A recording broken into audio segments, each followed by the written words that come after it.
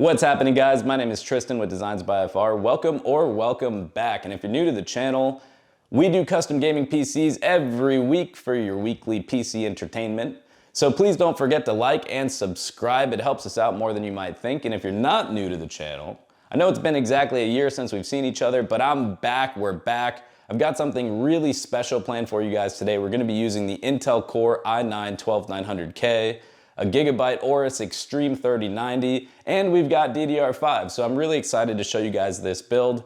We're also doing it in a brand new case called the inwin 315. It's very similar to the 303, but it's a little bit different. You guys will see in just a minute. As usual, if you have any questions, please feel free to leave me a comment. In the meantime, sit back, relax, and enjoy the build.